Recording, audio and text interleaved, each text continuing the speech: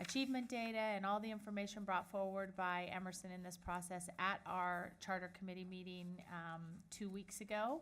So today we're here primarily to hear public comment, but we'll start with a brief opening statement from our board charter office regarding the status of Emerson.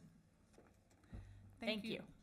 Thank you, Director Constam and school board directors. Just as a brief beginning, a brief explanation of the charter school renewal purpose and criteria I'll read to get us started. Sponsors of charter schools in Oregon are responsible for evaluating charter school performance and determining whether or not to renew the contract of the charter school based on its compliance with the law and the contract and its performance in 3 domains: academic, financial, and organizational. The National Association of Charter School Authorizers recommends in its Principles and Standards for Quality Charter School Authorizing that a formal renewal application be used as part of a fair and transparent process. This renewal application ensures that all charter schools entering the renewal process have an equal opportunity to present data and information relevant to their request for contract renewal.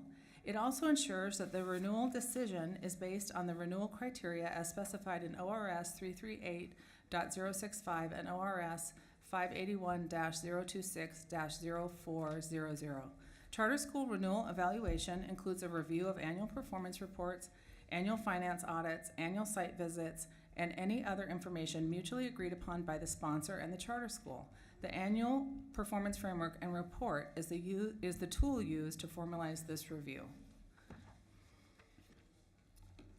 Good afternoon. I'm Tara O'Neill, and I'm the program director of the Charter Schools Office.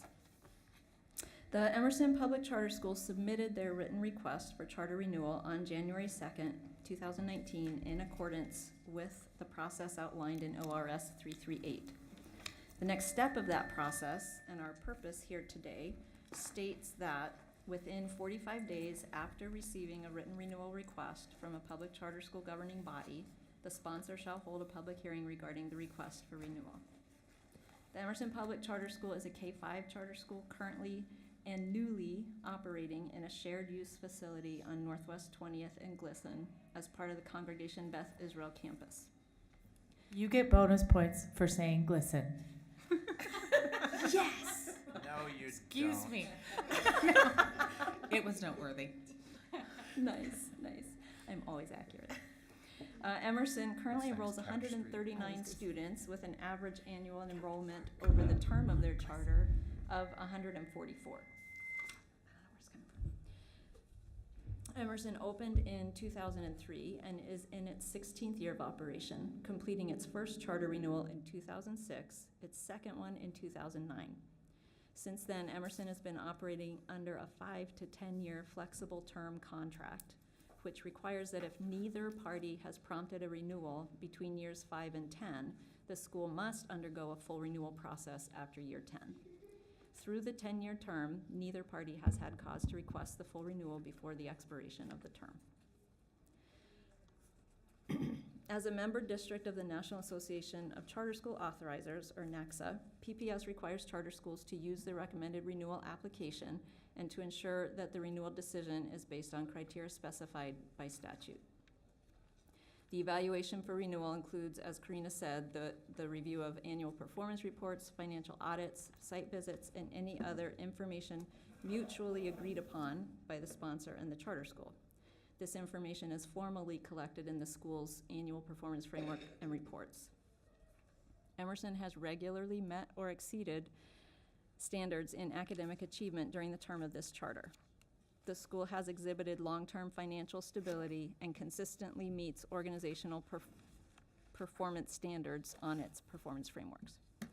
The board committee has been provided with copies of both the renewal application and the 2017-18 annual performance framework and report for Emerson, as well as a charter renewal summary that reviews the larger trends over the past renewal term. This is Emerson's third charter renewal. Per statute, the first renewal of a charter shall be for the same time period as the initial, and subsequent renewals of a charter shall be for a minimum of 5 years, but may not exceed 10 years. Based on its performance over the previous 5 to 10 year flexible term, Emerson has requested a full 10-year renewal of its charter. No other changes to its charter with the district have been requested. And now I'd like to introduce Sunita Sandos, who is the school administrator at the Emerson School. Thank you. And Ms. Sandos, I think you know you have 10 minutes.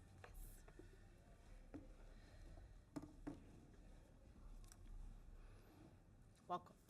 Thank you. Thank you, Director Constam, Director Anthony, Director Bailey, for having us here tonight to address the Emerson School's request for a 10-year charter renewal. We appreciate your time. The Emerson School was founded in 2003 based on the simple concept that children are curious, capable, and ready to learn. Our school is a welcoming, inclusive community committed to equity for all students. In addition to comprehensive literacy and mathematics instruction, students are actively engaged through project-based learning, using the local community as an extension of the classroom. Our program is a model of how the project approach, positive discipline, service learning, and multi-age classrooms create dynamic and successful teaching and learning communities. We hold high expectations for our staff, faculty, and our students. The result is a unique educational environment whose academic, financial, and organizational strengths are apparent. As these are the measures PPS uses to determine our success, I would like to comment briefly on our record of performance in these areas during the last charter term, which spans over a 9-year period. The Emerson School consistently outperforms the state and the district on all state assessments. This past year alone, we outperformed the state by 32% in English language arts, by 25% in mathematics, and by 26% in science. On top of that, our regular attenders rate is over 95%. Over the past 9 years, we made some distinct shifts in our programming to help support our continued academic success.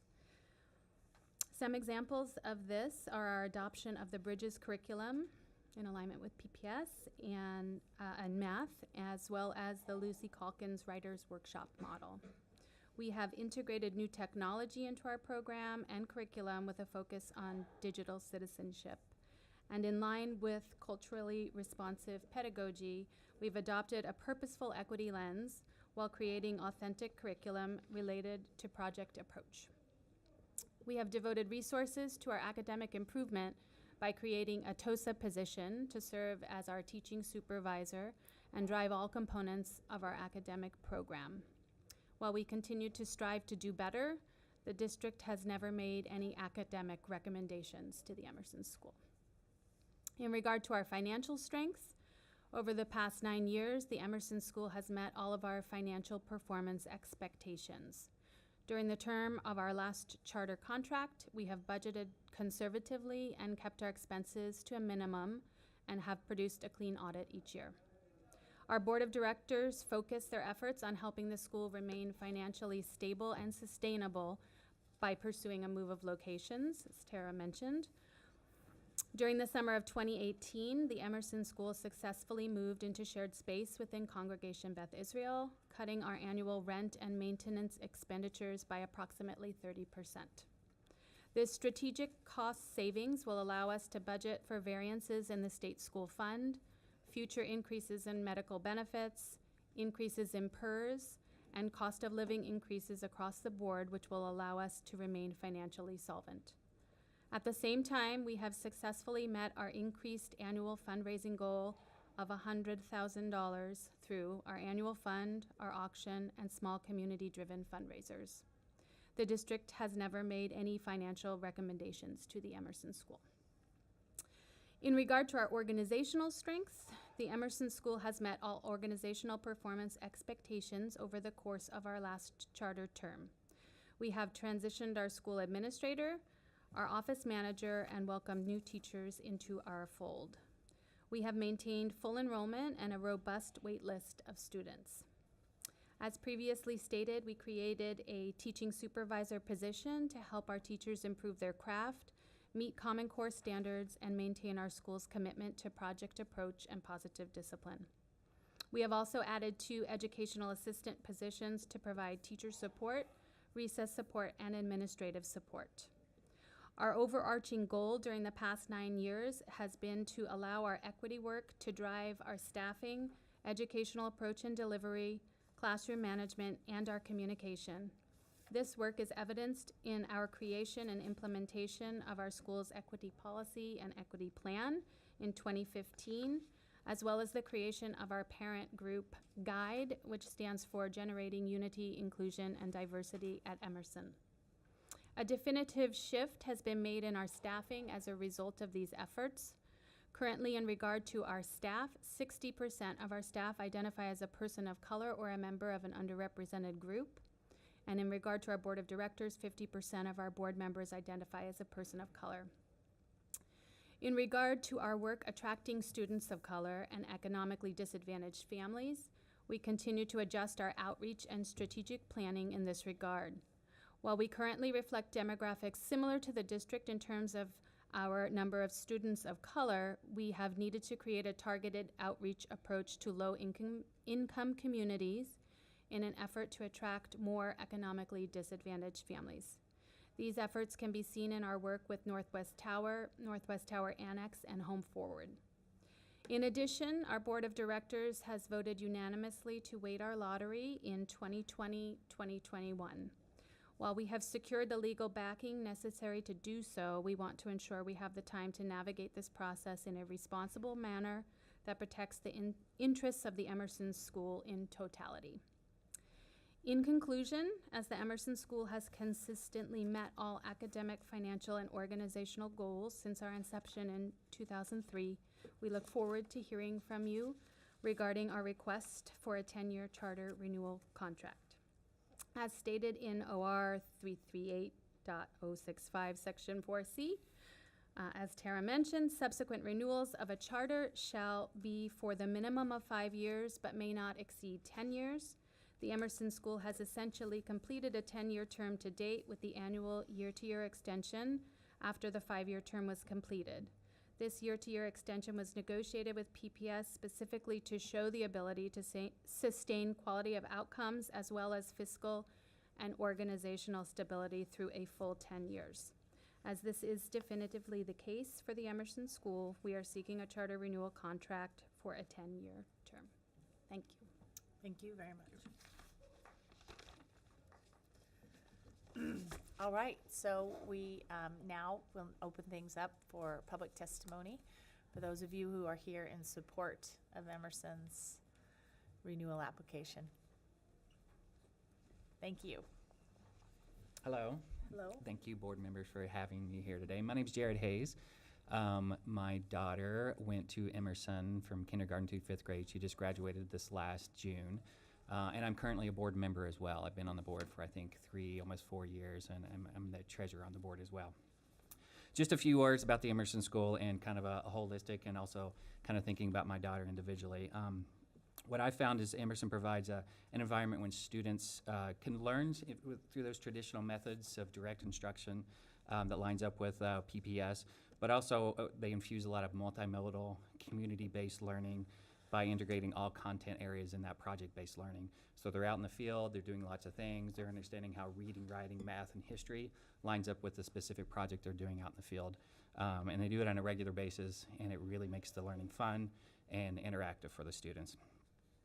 The Emerson School honors students' skills and meets them where they are and develop their potentials, whether it be in academics, communication, or their social emotional skills.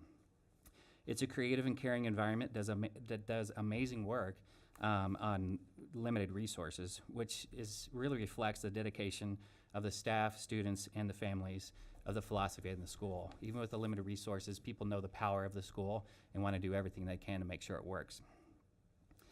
There's a culture of acceptance and equity and inclusiveness there at the school. And really thinking about a strength-based approach for all the students. So students come in with various levels of skills, and it's really about understanding how the students can fit within that whole community. Specifically for my daughter, she went to school there for 6 years. You don't know what that's going to look like from kindergarten. You have a good idea of what the school is, but then we actually start going there year after year. You really kind of understand the power of a school like the Emerson School. Some of the things that really has struck me with her education there is it's really made her think about how to learn about things on a whole level. When she gets interested in a subject, she just doesn't want to do that one thing. She wants to learn about it from every aspect. So recently, in the last couple of years, she got into Jane Austen. So she likes reading the graphic novels. Then she graduated to the novels. Then she wants to know about Jane Austen herself. She wants to know about the dresses and how people dress. And she also wants to watch all of the BBC classics on Jane Austen as well. So she really thinks, and she would get creative in writing her own vignettes and stories in kind of the Jane Austen voice too. So it really kind of harkens to like the philosophy of kind of understanding multi pieces of a certain content area. And finally, for my daughter, one of the things is moving into middle school. She now goes to a PPS middle school, and knowing what does that jump look like coming from a small charter school where they have a very specific philosophy. How's that going to prepare her for sixth grade? And she's flourished in sixth grade, which is great. A lot of trepidation, and she was very anxious as well. Wasn't sure what that was going to look like. Bigger classes, more students, and so forth. And she's really done a great job, and I think a lot of that has to do with her education at the Emerson School. Great, thank you so much. Thanks. Hello, Hi, welcome back. I'm back. My name's Ingrid Fish. I'm the president of the board for Emerson. I've been on the board for about 5 years, and I have 2 kids at Emerson. Willa, who is in 4th grade, and Beckett, who's in 2nd grade, and they're going to come up and talk a little bit about what they like about the school. But just kind of from my parent perspective, it's been amazing to see them grow to love learning and grow to become curious beings and connecting because of the project-based approach. They're really kind of invested in the topics that they choose to study as students at Emerson, and they really have been connecting it a lot to real life and things at home. So we see their learning all over the place in everything that we do, and it's great. From a board perspective, in terms of priorities and in terms of my own personal priorities, Sunita mentioned that weighting the lottery. Well, first of all, becoming financially sustainable has been a huge focus of the board for the whole time I've been on the board. We will continue to make fundraising a priority, as all schools need to do. But we are in this position now that we're in the new space where we can kind of sit back for a little bit, continue to fundraise as we always do, but really think about what's the next step and what are the next priorities. From my perspective, it's increasing our diversity, our racial diversity, and our economic diversity. We voted to weight the lottery in the next school year, not the next one, but the next one. And so that's a huge priority of the board, trying to figure out how that works in a fair way, and then also trying to figure out how we can be an inclusive and welcoming community when we increase our racial and economic diversity. It's not just about getting kids to come, but it's also about supporting kids when they're here. In addition to that, I'm really interested to see how we can partner with PPS. I think there's a lot of opportunities in our innovative approach to learning. Lessons learned from Emerson and how we might be able to potentially help PPS. MLC is right across the street from us, so we're really looking forward to potential opportunities to build and develop a better relationship and work together. So I'll just leave it at that, and my daughter Willa Fish is going to come up and talk about what she likes about Emerson.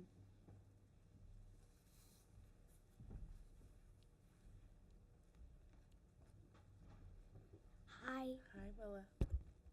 Hi, I'm Willa, and one of my favorite things about Emerson is that it's a school where we get to have a project-based learning approach, and we get to study different projects and learn about all these different things, and I just love that we can go on field studies to learn about things at our school, and that's a thing that a lot of schools don't get to do. And I like my mom was saying, how we have people of all different genders and of all different color skins, and there are a few people at my school who don't identify as a girl or a boy, and we've respected that, and made our bathrooms gender neutral.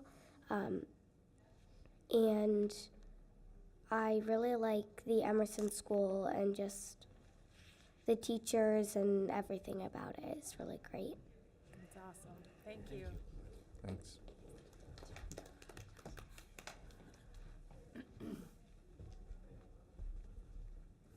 Hi, my name is Beckett. I really like the Emerson School. It has great teachers, as Willa was saying. It's fun to have field studies.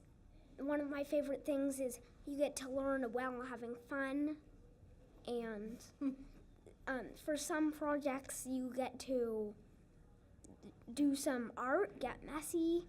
I really like art. I really like math. They teach really good subjects here.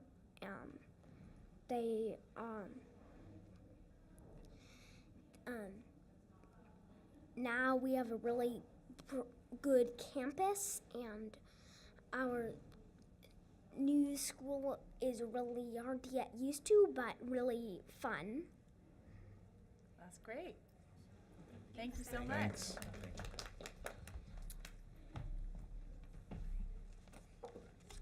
Welcome. Hi, I'm Charlie, and I'm in Chrissy's 4-5 class at the Emerson School.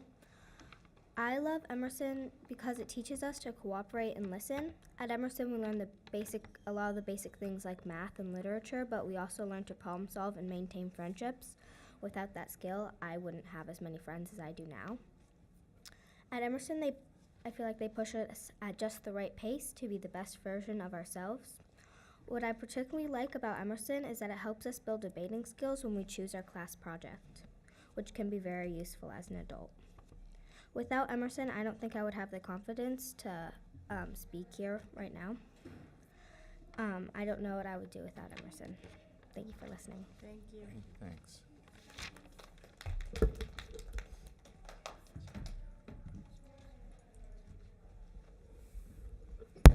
Hi, I'm Beth Hayworth Kafka.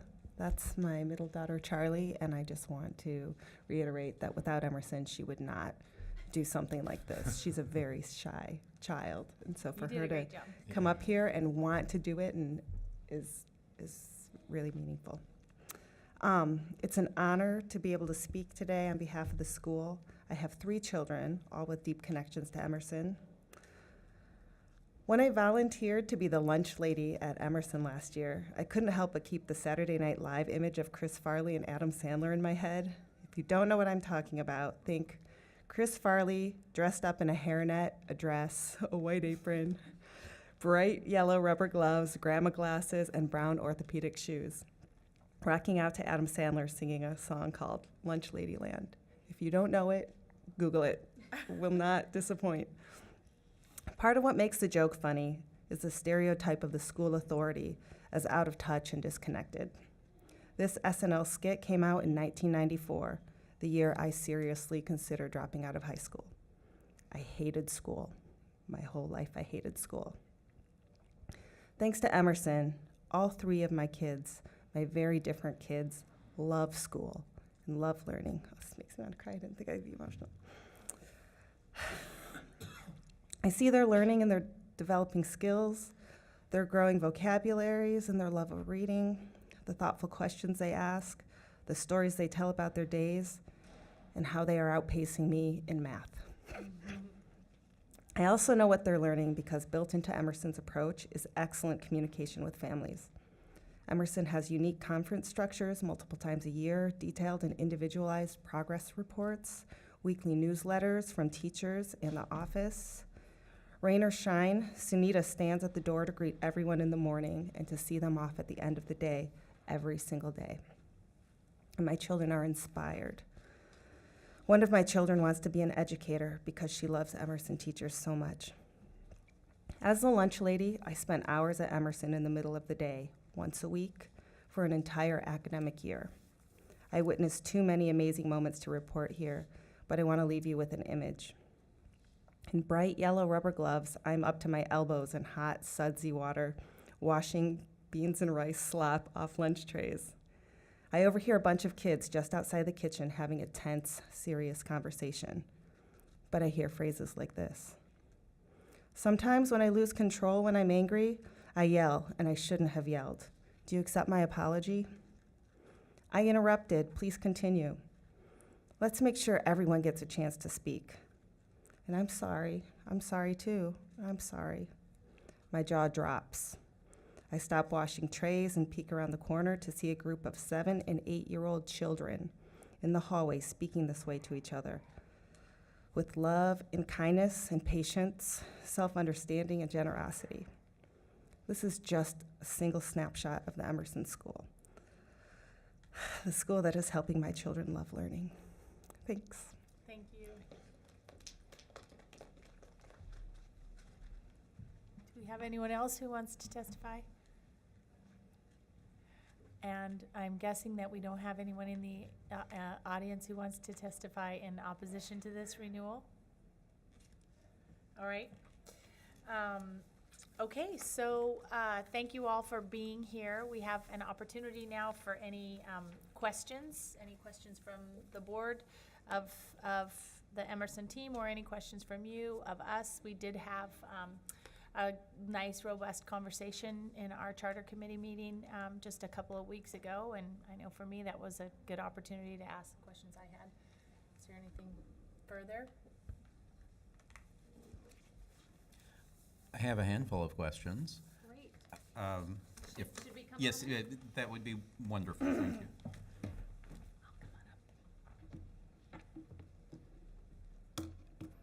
Terrific. How many students do you currently have? We have 139 right now. Yes. Wonderful. Thank you. What's the physical capacity of the facility? That's a good question. So in this, It is for all of our buildings too. So in this 15-year search for a new building, certainly one of the considerations was, is there a possibility for expansion or extra room in any way, shape, or form? Coming from, I think, Director Constam, you mentioned maybe having seen Emerson in our former location where we literally could gather as an all-school in a hallway. So it was all up from there. We knew that. This particular building does have an entire upstairs that is underutilized at this point in time. It is used by Congregation Beth Israel for Sunday school on the weekends at capacity, but there are probably another, they're smaller, but another maybe 10 classrooms upstairs that we are using only for storage at this point in time. We don't have any plans to expand in a traditional way. I think a lot of our parents are always like, well, we wish we had a middle school, and that would be a very long strategic conversation. We're not there right now, and we don't have plans to expand our capacity, but we are now in a location where we could have those conversations, even begin to have those conversations. good. And how long is your lease? The lease is 3 years, and we entered upon the agreement with Congregation Beth Israel knowing and hoping that that was all anybody wanted to commit to start, but the expectation is that if things are moving along in the right direction, that we would pursue a longer term after the 3 years are up. And we're already having those conversations. It's been an incredibly successful transition. All of the considerations about sharing the space that we hemmed and hawed and worried ourselves with have proven to be fairly simple. The sharing of the space has been a lot easier than we thought it would be, and the relationship is certainly moving in the direction of a longer-term lease in the future. So with your current FTE, what do you consider your enrollment capacity? We like to keep it at 144, has us with 24 students in each class. And that is capacity for us, but we, a few years ago, our former administrator very smartly increased our enrollment cap to, I believe it's 175, so that we could weather any discrepancies or changes in the state school funding model, and increase our enrollment should we need to sort of weather any financial storm that might come our way. So we know we have that available, but for us, 24 in a classroom is ideal, and so that would have us at 144 being our capacity. Are you using Cooch Park across the street? We want to be. It's under construction at this point in time. Oh, still. It Oh. is still under construction, and that is one of the things we are certainly missing. Our old location had a park across the street where families could, we certainly used it for recess and for movement sometimes, but families could gather at the end of the school day, and it was a lovely place for some community time. Right now, with that park under construction, we don't have a space like that. It's almost finished, and we certainly will defer to MLC in terms of recess time because it's their park, but in the after-school hours, we hope to be able to use that for community gathering space. Good. So what do you do for PE now? Do you have a Yeah. space? We have, we're able to use the Congregation Beth Israel campus. There's a lot of outdoor spaces, and we have an amazing, I can't even believe I'm going to say it, auditorium now. And we can use that space for not only for movement, but also for indoor recess. And we have a number of other large spaces available to us. So the way our movement program works, we have 30 minutes of movement each day, and the kids have some choice in their movement, in that our teachers teach movement daily based on their skills. And right now we have yoga as an offering, we have Foursquare as an offering, we have a teacher who's really proficient in basketball skills, so we have basketball as an offering, and that changes up about every 3 to 4 weeks, with kids having some choice in that so that they can take some risks and try some different movement activities that maybe they wouldn't have tried. And so we use the spaces within Congregation Beth Israel and also on the exterior part of the campus. So we're currently undergoing an educational visioning process, and I think there was a charter participation in that. Yes. And over time, whenever I've done a focus group around this, project-based learning just rises to the top of what the community wants to see more. So I think you alluded to this, and I asked you this 10 years ago when I visited, was what kind of interaction do you have with PPS around, hey, here's how we do things, can you learn from us? And I take it it's been about... I would say it's been slim, but I think that we've always maintained a good relationship with the district, and we've always opened up our school for people to come and take a look and have tours, and we have other schools that come and spend some time in our classrooms. We just had the Cottonwood School come out and spend the day at our school. So I think there's certainly opportunity there, and we'd love to do more of that. In terms of, say, a PPS neighborhood school? Yeah, absolutely. There have been? Oh, have there been? Not since I have been in this role. This is my 3rd year, but I guess. So. At one point, there was a dissemination grant that Emerson had where they did some trainings over a summer, and there were PPS people who participated, but it was mostly attended by other charter school teachers because there's much more flexibility. And we have informal relationships. relationships with a lot of different teachers in neighborhood schools, many of whom were former Emerson teachers or former Emerson student teachers. So we've created sort of a network of teachers all doing. The diaspora, yeah. Yeah. And then you talked about weighting the lottery. Is that around income, or is that around race, So ethnicity, or language? We've sort or- of been following Kairos in how they have weighted their lottery, and would look similar to theirs in that families would self-identify, and there would be the factors for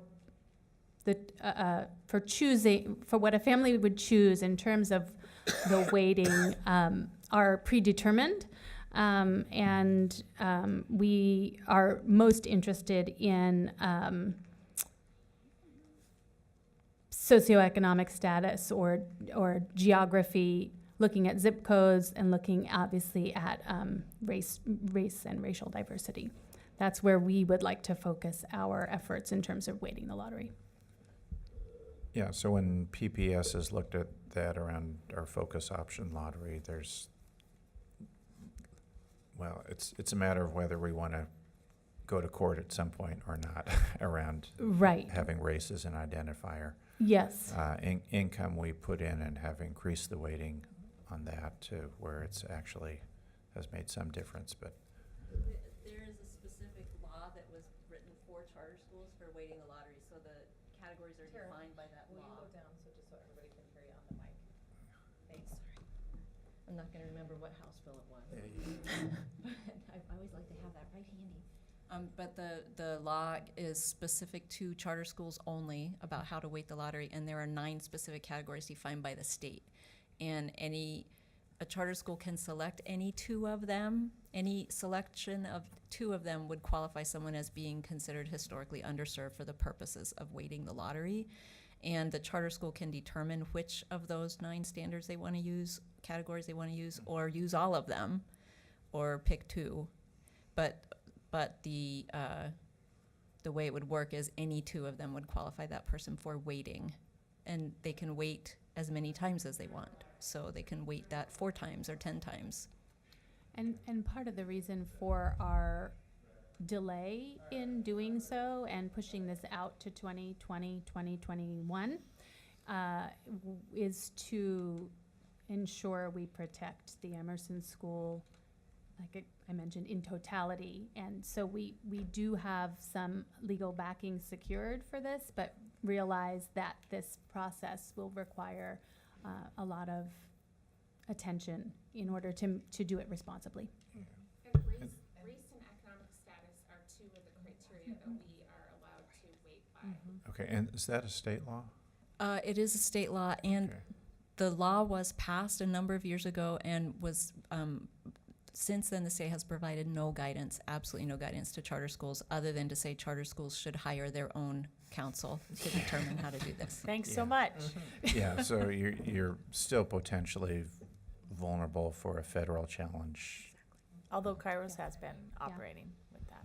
Yeah. Right, but again, all it takes Yeah. is somebody to say, I didn't get in. Yep. Go ahead. Yeah, I got a couple. What is the geographic distribution of your students? From where are you pulling? We are pulling from all quadrants.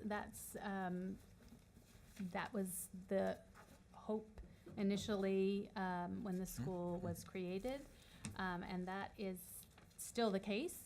I would say we are more heavily drawing from the east side of Portland than the west side, but we do have representation from the entire city. I really appreciated Jared's comments about how his daughter was doing in middle school. How do you find your graduates do in middle school, especially since you're sending them out to a wide variety of middle schools? Yeah, it sounds like. Anecdotally, I can say that parents have shared overwhelmingly that their children are more than prepared for middle school, and then move on to high school. You could probably speak to that. Oh yeah, Sean skipped a grade. She went to middle school. That's right.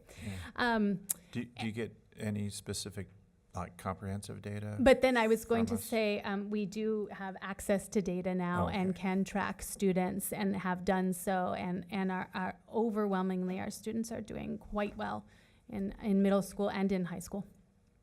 Yeah. Terrific. I am the first person to be deeply sympathetic with how hard it is to do outreach. Appreciate that you're working with Northwest Tower, with Home Forward. How's that going? Well, it's new to us this year in terms of that specific outreach. Emerson has done outreach before and had a targeted approach, and we did see some increase, change in our demographics over time. If you look at the bar graphs that you've probably seen by now, we really did change our demographics, and in terms of the number of students of color at the school and our racial diversity, and we're sort of dipping back down, and that's we've come to the place of realizing we need more strategic outreach. We have an opportunity in that the school moved from one location to another, and we are now in a residential neighborhood. So in reaching out to Northwest Tower and Northwest Tower Annex and Home Forward, those are new opportunities to us this year in our new location. The North Park blocks was not really anybody's neighborhood to feed into our school. So now we are in a neighborhood, and we're just getting started. We also, thanks to the district office, our brochures were translated into 6 different languages, and we have, I mentioned our parent group guide, Generating Unity, Inclusion, and Diversity at Emerson, and we've been working with those parents who are really interested in getting out into other communities, and now they have materials in different languages to do that work. So we won't know necessarily if we are going to see a shift in terms of reaching out in our new neighborhood and new location, but we're certainly working pretty hard to make some changes. Thank you. Do you know who your incoming students are for next year yet? We don't. Okay. We have not run the lottery. I That'll had a happen very around specific question spring on break. that. But, Okay. Oh, okay. Yes, Well, let we that don't go know. then. Okay. The enrollment process is open, but it doesn't close till March.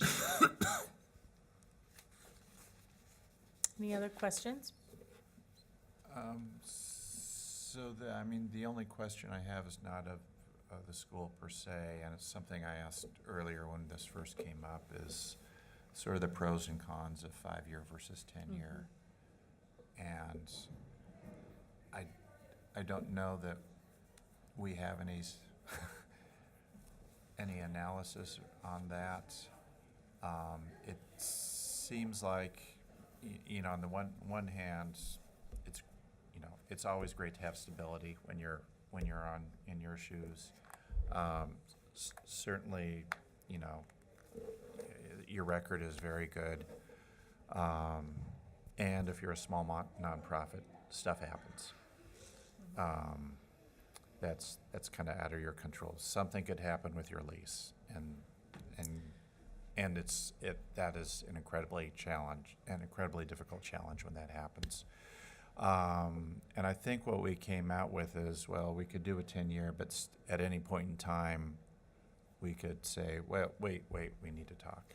Is that? Well, I think, certainly, if it were on the school's part, they have the ability to pull out or whatever based on if they were to dissolve or lose their lease and not find a home. But on our part, to my mind, and Tara, correct me if I'm wrong, it really doesn't diminish our accountability framework at all by having a 10-year lease. We still have the same process in terms of review of student data, and it doesn't take anything away from that ongoing process. That's exactly what I came up here to say, so that's great. Yeah, there's still an annual evaluation of academics, finances, organization, and there's still the contractual obligation that if there are 2 years of failing to meet any of those standards, then we would institute an improvement plan, and there'd be further oversight from that point. Okay. Whether or not it was a renewal year. Mhm. Okay. Thank you. Great. I think that's it. So Tara, since you're sitting there, you want to share with all of us the next steps So and the, dates? yeah, the next step from here is that this will be on the March 5th board meeting agenda. And will that also be a vote, or will that just be will think be the that's vote? Do- So Do we make a recommendation as a committee? We made a recommendation in the charter committee meeting, and then this is the hearing. The recommendation precedes the hearing. And was that to go to the 10-year? We didn't make a recommendation on the duration, so and I know that that is not specifically something that we're charged with making a recommendation on right now. Do you want to go into the details on that? Or do That- we? That will be part of what is presented at the March 5th. A staff, because we also have not yet had a staff recommendation on the duration. That has not been specifically considered. Correct. So that'll happen at our Okay. party on March And I 5th. was waiting till after this. Okay, so we're just gonna, as a committee, we're gonna say, our work is done now, and we're gonna punt that to full board without a specific recommendation. I'm just asking. Scott asks a good question, Tara. So we, prior to the board meeting, we won't have a recommendation from the charter committee on the duration? We're not in position to Come up here. do it yet, since we haven't seen. Okay, I'm asking those same Mhm. questions. Here. So my understanding is that will come to you in our staff recommendation, Mhm. as it would in a board packet prior to your board meetings. So as we're waiting for this, you started to talk about process. So after this hearing is completed, then the next step is we finalize, because part of this, we hear any feedback that we have to answer any additional questions. But we would provide all that information in our staff recommendation, which would then, we would obviously present and get our superintendent's approval before it goes out. We don't have or haven't raised any concerns with the proposal for a 10-year, given that, for all the reasons you just said, it doesn't change the accountability, the relationship, and at any point in time, we can say, the district has the opportunity to say, we have all the same actions available to us with a 5-year as we do with a 10-year. Yeah. All right. Thank you very much. Thank you. Thank you. We will. If you want a recommendation, looks good to me. Yeah. You know. I mean, to my mind, there are no reasons not to, because it doesn't compromise us in So there's any an- way, and it there's an affords you informal sense of the committee, I Yeah. guess. Yep. more flexibility. Thank you so much. Thank you all for coming today, especially you students. We're glad you love your school. Well spoken, all of you. Thank you.